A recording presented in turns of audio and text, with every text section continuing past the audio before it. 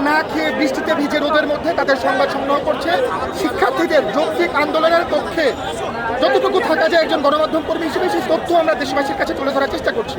কিন্তু খুবই দুঃখজনক এই যে শিক্ষার্থীদের মধ্যে কয়েকজন শিক্ষার্থী এবং তারা বহিরাগতও না, তাদের গায়ে ইউনিফর্ম, তারা ইউনিফর্ম পরা অবস্থায় আমার একজন সহকর্মী, স্টার নিউজের সহকর্মী, তার হাতে তার মাইক্রোফোন ছিল।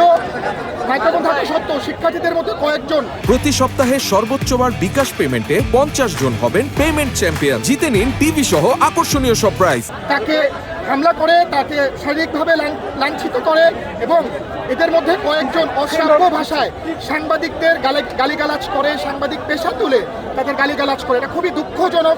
গণমাধ্যম কর্মী হিসেবে আমরা যারা ফিল্ডে কাজ করি, এরকম সংবাদ সংগ্রহ করি, তাদের জন্য আসলে এই ঘটনাটি অত্যন্ত দুঃখজনক এবং আমরা এটাতে অত্যন্ত মর্মাহত হয়েছি। এবং আইনশৃঙ্খলা বাহিনীর সদস্যরা আছেন, আমরা তাদের কাছে বলেছি এবং তারা যখন হামলা চালায় গণমাধ্যম কর্মীরা তো সংখ্যায় অনেক বেশি ছিল, উত্তেজিত হয়ে যায় এবং আমরা যাতে কোনো ধরনের অনাকাঙ্ক্ষিত পরিস্থিতি সৃষ্টি না হয়, গণমাধ্যম কর্মীরা এখন তাদের সাথে কোনো ধরনের বাকবিতণ্ডায় যায়নি।